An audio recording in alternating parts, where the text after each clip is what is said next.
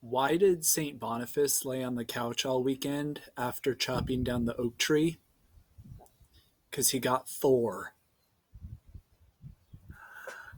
Speaking of superheroes, who is St. Patrick's favorite superhero? Probably the Green Lantern.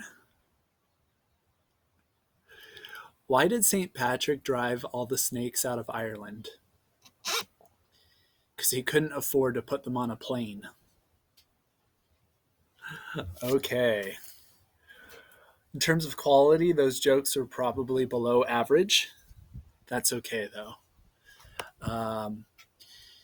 I need to continue the lesson on Christianity in Europe, and that's going to touch on um, two of Europe's great evangelists, St. Patrick and St. Boniface. So that's why we had those hilarious jokes at the beginning. Okay, so first I need to quickly review what we finished talking about last time, and this is the rule of St. Benedict. The rule of St. Benedict gave a lot of structure to the way monasteries and convents worked in Europe. Um, the rule of St. Benedict had a very strict schedule that the monks and nuns would follow. It had rules about administration in the monasteries. It had rules, provided rules for basically everyday life. So if you were entering monastic life, if you're entering the life of a nun, you would adhere to the rule of St. Benedict. We also learned about how monasteries and convents were able to remain independent of the local lords and the government. Um, they were financially independent, right? Because in order to enter a monastery or a convent, it was pretty common for your family to make a donation to that monastery or convent in order for you to be admitted. Right? And then in addition to that, of course, monasteries and convents have a communal living uh, situation. So you don't have to pay the monks and the nuns for all the work they do. Right? I mean, you pay them in terms of the fact that you're giving them shelter and food and clothing, and you're taking care of them when they're old and sick. Right? That's their form of payment, but you don't actually have to worry about like paying money to them. So monasteries and convents didn't exactly have free labor, but they didn't have to worry about labor costs that other industries would have to. All right, so because of all the donations they receive and because of the fact that they had a steady workforce supply, monasteries were independent from the local nobility, and in many cases were so wealthy that the local nobility were dependent on them. In many places, monasteries and convents were where most of the wealth in the region was located. So if the local landowning lord needed something, oftentimes he would take out a loan from the monastery or convent, and then he would owe the monastery or convent money. In a few cases, even kings did this. Right? So monasteries and convents remained independent of the restraints of the feudal system. All right, more about Christianity in Europe now. So this is slide 14. Um, Another reason that monasteries and convents were so wealthy and powerful is because of something called indulgences. Indulgences have always been a part of Christian tradition up until the Reformation, and they continue to be a part of Catholicism. So what is an indulgence? Right. So an indulgence is a reduction of punishment for sins in purgatory in exchange for certain actions that you take on earth. Right. So the church teaches that if you perform certain indulgences, the effects of your sin on your soul will be reduced. Right. So if you have venial sins, the church teaches your venial sins need to be purged from your soul before you can enter heaven, right? And also mortal sins can leave remnants on your soul. They can leave stains on your soul, right? And purgatory purges you of these effects in order for you to enter heaven. Well, Christians in Europe, under the authority of the church, were taught that if they performed certain actions specified by the church, then they too could help out their relatives who were in purgatory, or could help out themselves when they die if they were to go to purgatory. Right? So I've heard it described this way, and this is oversimplifying it, but I think it's kind of accurate. An indulgence is kind of like a Disneyland fast pass through purgatory, right? It's kind of like a crude analogy, but I think that's a good way to understand it. All right, so monasteries and convents provided opportunities for indulgences to be performed, right? So, for example, you could receive an indulgence for purely spiritual actions, right? Engaging in prayer at certain times on certain days. But you could also receive an indulgence for making a monetary donation to a monastery or a convent, or donated property to a monastery or a convent. So a lot of nobles did this. A lot of royals did this as well. Peasants might not be able to afford to donate money to a monastery or convent, but they could donate their labor, right? So if a monastery or a convent had a building project, sometimes the church would allow an indulgence to be granted to anyone who worked, maybe 6 weekends in a row in helping the monastery with this building project. Right? The reason indulgences work in this way is because Catholicism teaches, and this is oversimplifying it a little bit, but Catholicism basically teaches that the default for human beings is hell because of original sin and concupiscence, and you have to earn heaven. And so in order to earn heaven, of course, you need the sacraments, you need faith, but you also need to perform, you need to live out your faith through good works, right?